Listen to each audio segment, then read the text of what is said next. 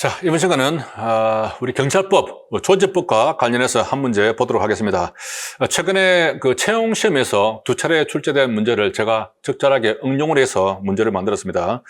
자, 이 5번 문제를 보면은 시도자치경찰위원회에 대한 설명으로 가장 적절한 것은 1번 행안부 장관은 시경위에 의결된 내용이 법령에 위반되거나 공익을 현저히 해친다고 판단되면 국경위와 그리고 경찰청장을 거쳐서 시도의사에게 제의를 요구하게 할 수 있다. 자, 뭐 숨은 그림 찾기 하는 것도 아니고, 자, 여기서 뭐가 잘못됐을까요? 이거 틀린 질문입니다. 뭐가 잘못됐을까요? 눈에 잘 안 보이죠?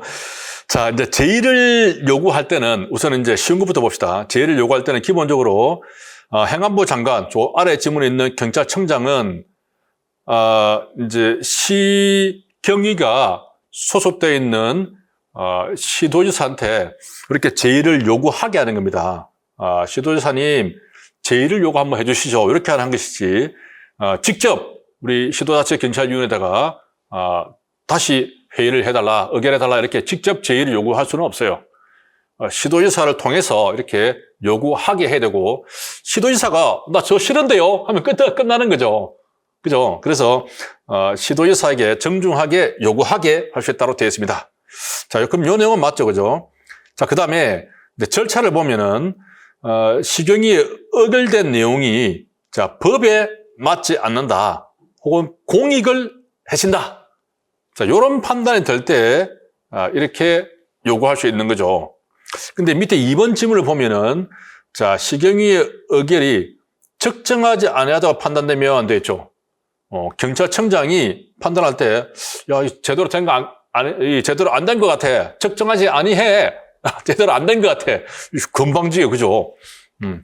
지금 국가기관인데, 시경위는 자치단체 소속이잖아요. 그죠? 국가와 자치이기 때문에 약간 거리감이 있죠.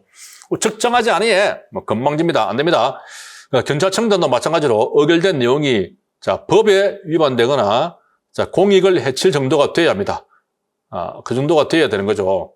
자, 그런 사유일 때, 자, 요구를 하셨는데, 자, 행안부 장관하고 청장이 이제 요구를 할 때 절차가 약간 달라요. 요게 좀 헷갈리게 되어 있습니다. 자, 어떻게 다르냐면은, 자, 장관이 할 때는, 장관은, 청장의 의견을 듣습니다. 의견을 들어서 국경위의 의견을 거쳐서 그렇게 하게 돼 있고, 자, 우리 경찰청장은 어떻게 하냐면은, 또 장관과, 국경위를 거쳐서 이렇게 됐어요. 야, 이거 참 애매하게 됐죠, 그죠? 근데, 이제, 경찰청장은 의견을 듣는다고 했으니까 참고로만 하는 거죠. 왜 그렇죠? 장관이 청장보다 더 높잖아, 그죠? 장관이 청장을 지휘하는데, 거친다는 말은 이제 밑에 하급자가 위에 상급자를 거칠 때 하는 거죠. 최종 결정자가 아니고 그럴 때는 거친다고 합니다. 예를 들면 우리가 경찰청장이 대통령한테 뭔가 이제 결제 문서를 올리면은 장관이나 국무총리를 거치게 되는 거죠. 중간 상급자를 이렇게 통과하는 것을 거친다고 하죠. 국장이 차장을 거쳐서 청장한테 뭔가 이렇게 하게 되는 것이고, 그래서 이제 거친다는 말은 기본적으로 상급자에 준하는 그런 기관을 말합니다. 그러면 장관 입장에서는 청장을 거치는 게 아니죠. 청장은, 야, 청장, 당신 의견은 어때? 나 이거 제의 요구하려고 하는데, 의견만 참고로 듣는 거죠. 그래서 경찰청장의 의견을 듣고 국경위를 거칩니다. 자, 그런데 경찰청장은 어떻게 되겠습니까?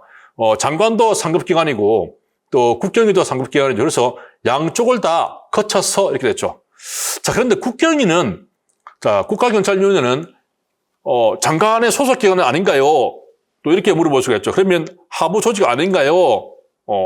그런데 자세히 보면 하부 조직은 아닙니다. 그냥 소속만 행안부에 둘 뿐이죠. 왜냐하면 나름대로의 그 독립성을 유지하기 위해서 그렇게 되어 있죠. 자, 국가경찰위원회는 법조문 자세히 보면은 행정안전부에 둔다라고만 되어 있지, 행정안전부 장관 소속으로 둔다라고 안 되어 있어요.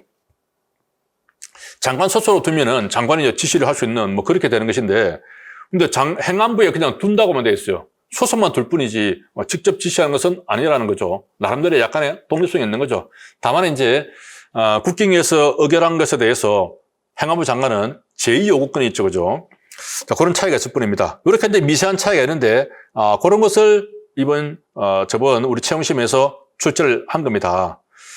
자, 그 다음에 3번을, 그래서 이제 2번을 한번 보면은 경찰청장은 자, 적정하지 아니한 정도가 아니라 의결된 내용이 법령이나 공익을 현저하게 해칠 때, 그럴 때만 제의를 요구하시는데 이때도 국경위와 행안부 장관을 거쳐서 시도지사에게 이렇게 요구하게 할 수 있다는 거죠.